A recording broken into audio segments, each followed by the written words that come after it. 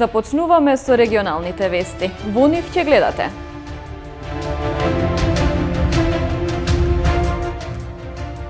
Од денешните 127 случаи на COVID, 12 се од Гостивар, 8 од Тетово.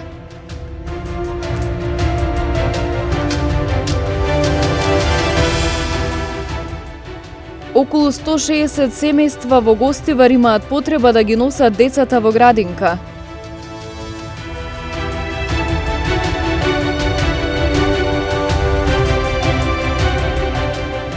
Вечерва во Тетово ќе започне 5-тиот поред джез фестивал кој ќе трае 3 дена.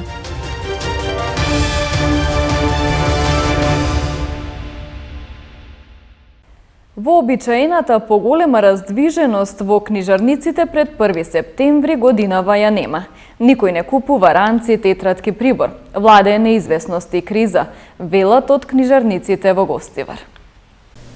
Ги нема вообичаените подготовки за почетокот на новата учебна година. Книжарниците во Гостивар, кои вообичаено овој период имале најмногу работа, пред овој септември зјаат празни. Ранците, тетратките, училишниот прибор ќе останат непродадени. Факт е дека онлайн наставата бара поинакви услови, но и родителите се во неизвестност. Не знаат ни кога точно ќе почне новата учебна година, ниту што ќе им биде потребно на децата. Годинава, да ви речем, катастрофа. Лани беше многу подобро, а ова година ни една тетрадка не се продава до сега. Интересување е нула, пошто и децава не знаат дали ќе почнат у школа. Не знам што да ви речем. Значи, моментално е катастрофа. За луѓето од вашиот бизнес пандемијата ќе биде многу тешка економија. Тешка економија. Ние не сме работеле 3-4 месеца. Знаете ситуација како беше. Сега не знам, ако продолжи вака, клjuč на врата и пријатно. Оваа година е многу слабо, ама поради целава ситуација, затоа што нема се уште решено дали ќе се почне учебната година и дали воопшто ќе се функционират онлайн или со физичко присуство, така да се надеваме на подобро и дали нешто ќе се реши за да малку почнеме со работа. Главно многу влијае, мислам се почувствува тоа од самиот почеток на самата ситуација од март месец како што почна целата ситуација, ама се трудиме на подобро. Се бориме барем нешто малку да профункционира како што треба. Промените во образованието предизвикани од пандемијата донесоа голема криза и грижи за книжарскиот бизнис. Ќе биде уште полошо ако надлежните не ги дефинираат состојбите и потребите за учениците, нагласуваат книжарите. Фирмите многу слабо работа, што значи сме на невидено, некако не знаеме, вложено е, а не знаеме дали тоа се ќе се продаде, дали ќе бидеме ликвидни едноставно.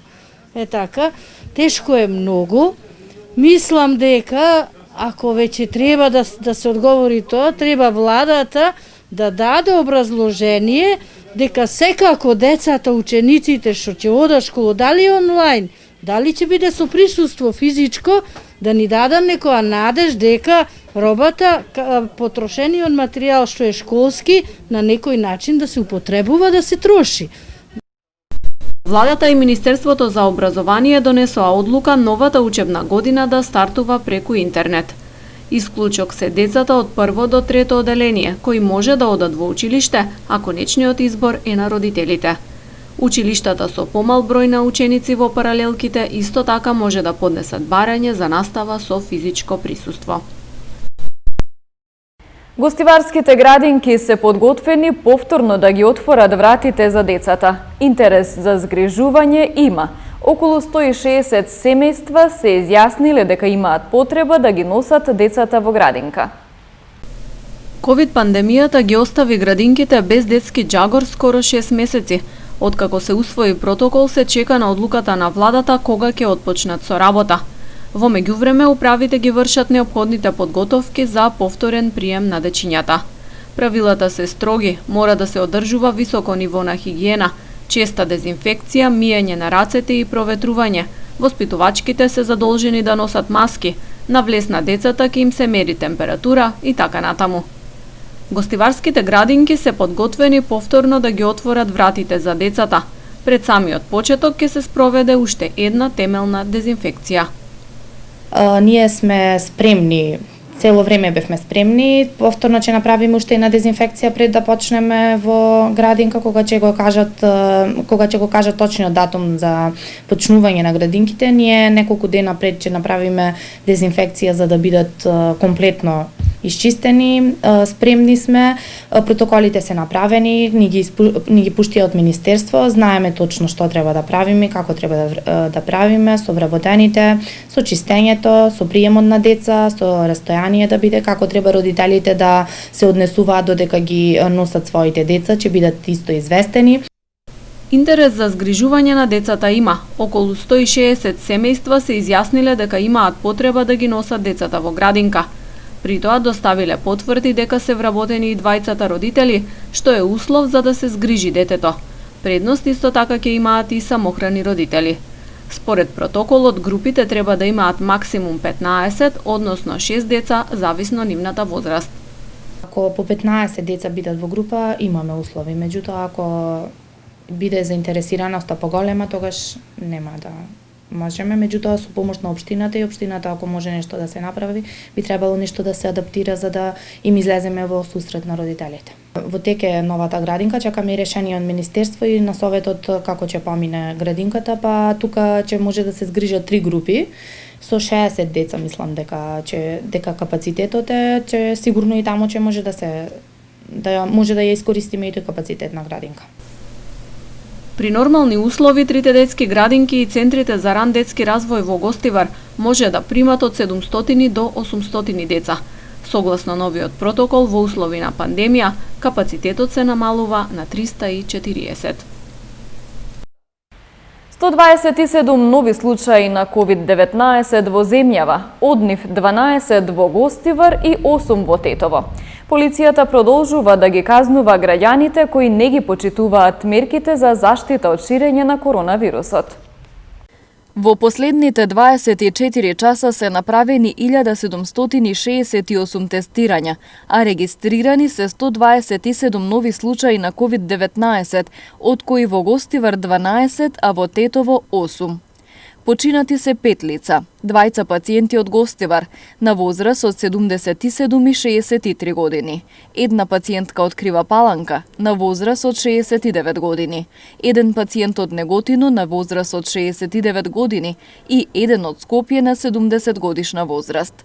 Сите се починати во болнички услови.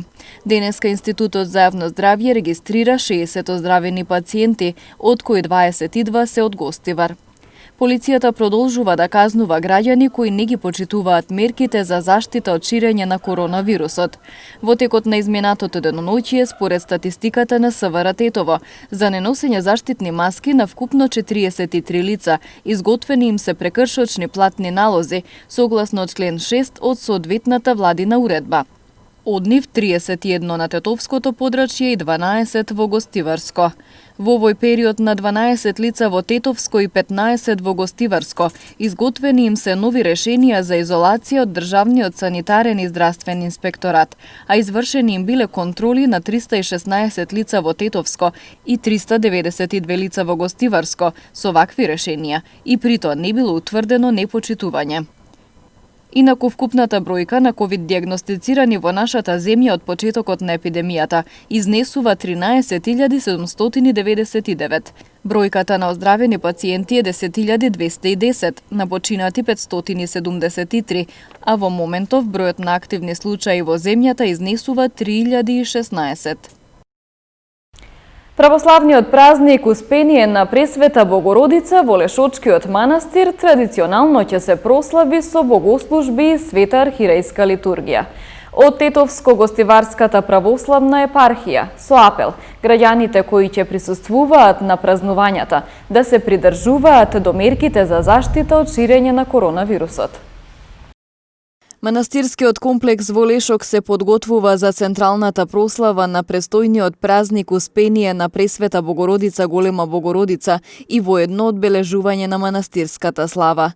Празнична вечерна богослужба ќе биде отслужена во четврток на 27 август со почеток во 16 часот, додека на 28 август со почеток во 7 часот ќе започне утрена богослужба, а светата архирејска литургија ќе започне во 8 часот. Од Тетовско-гостиварската православна епархија со апел граѓаните кои ќе присуствуваат на празнувањата да се придржуваат до мерките за заштита од ширење на коронавирусот. Чисто заради христијанска љубов и заради христијанска совест, сите оние кои што имаат некакви симптоми да се воздржат од доаѓање заради љубов кон другите браќа и сестри и да се одржува потребниот ред, полека да се влегува во црква без турканици, без гужва, секој ќе може да влезе и да излезе, за да се одржува и потребното растојание меѓу луѓето. Така да ние се подготвуваме за овој голем празник, кој интересно е дека кај грчкиот народ е наречен летен Великден или летна Пасха. Така го доживувам Успението на Мајката Божја како летен Великден, бидејќи е навистина многу значајно. Бидејќи и Богородица влегува во гробот, за потоа повторно да излезе од гробот, исто така како што и незиниот син беше погребан и воскресна, и затоа го добива епитетот летна Пасха, особено што и слава на овој манастир е особена радост за сите нас православните христијани. Грижејќи се за духовното, но и за телесното здравје на своите верници, надлежната Тетовско-гостиварска епархија и настојателството на Лешочкиот манастир ќе ги преземат и спроведат сите мерки согласно законските правила и услови, донесени од надлежните институции за заштита од вирусот. Чествувањето на празникот строго ќе се спроведе според посочените протоколи и услови, пропишани од Комисијата за заразни болести при Министерството за здравство, велат од Тетовско-гостиварската православна епархија.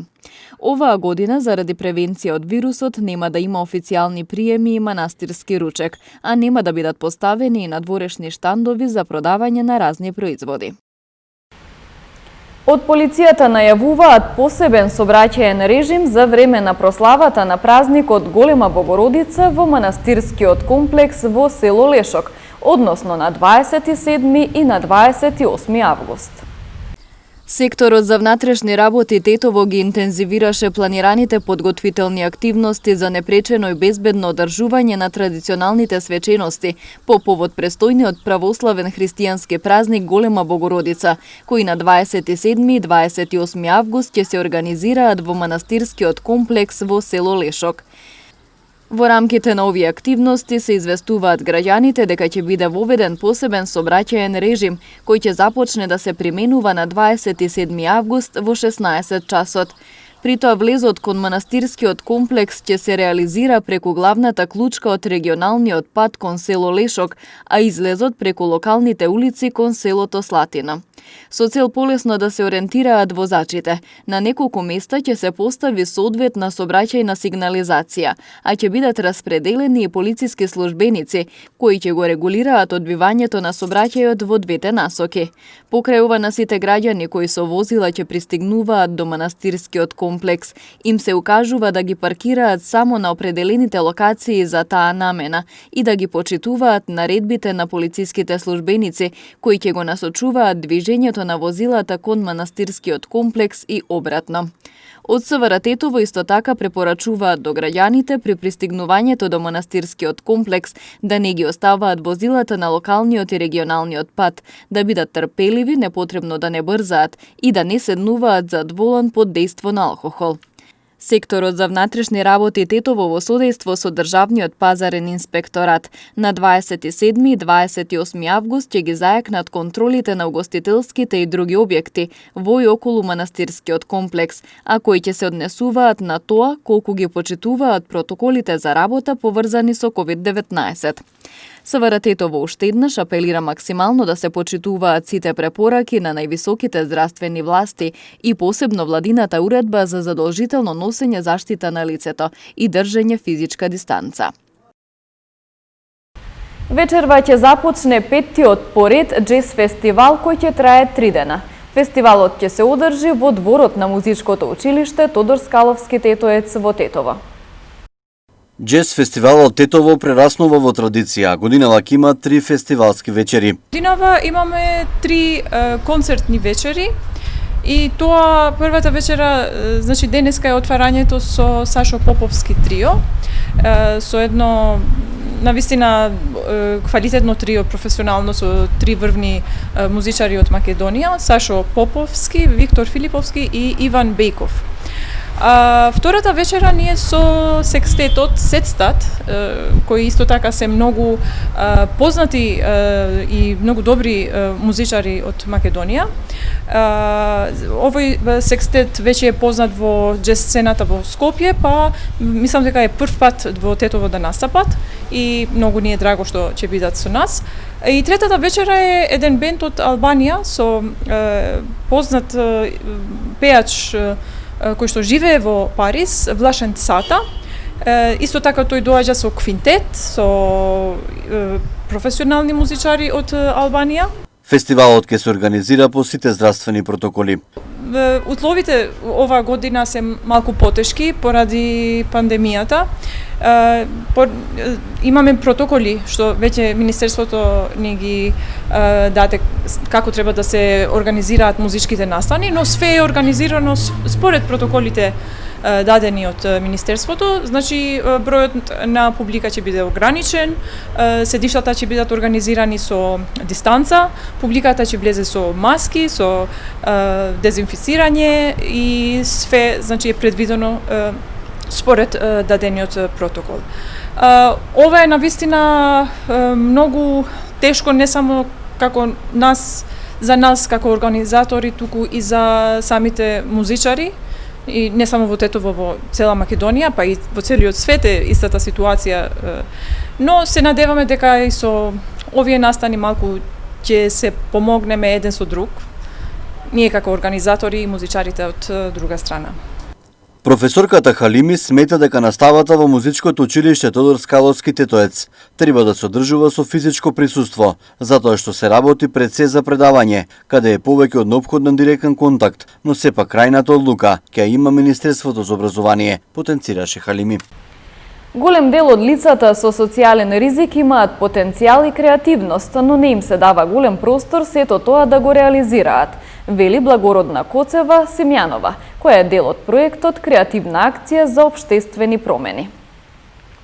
Симјанова вели дека генерално голем дел од општеството се уште има стигма и несигурност кон групите од социјален ризик, затоа и не им се дава голем простор да ги покажат своите способности кои ги поседуваат. Од 1 јуни 2019 година почна да спроведува проектот Креативна акција за општествени промени, граѓански ангажман на луѓето во социјален ризик.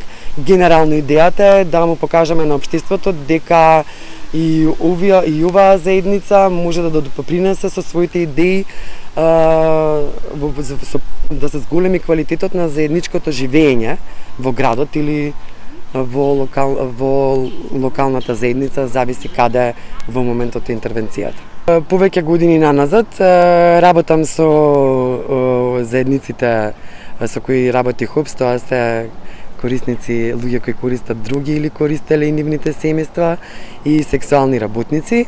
Она што во работата со нив на тие креативни работилници што можев да го забележам и го забележуваме и други колеги години наназад е дека тие имаат огромен потенцијал, како и останатиот дел од општеството, имаат огромен потенцијал, но немаат баш простор да го покажат тој потенцијал и да се доразвиваат.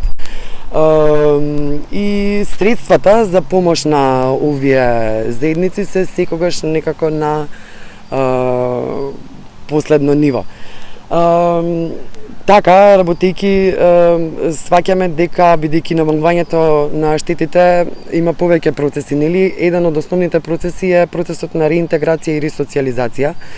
Ние веќе долги години наназад препознаваме дека корисниците, луѓето кои користат други се практично непрепознаени на пазарот за труд, дури и да имаат вештини кои се уникатни, луѓето заради стигмата и дискриминацијата одбиваат да им дадат можност да заработат, што доведува до други ситуации понатаму.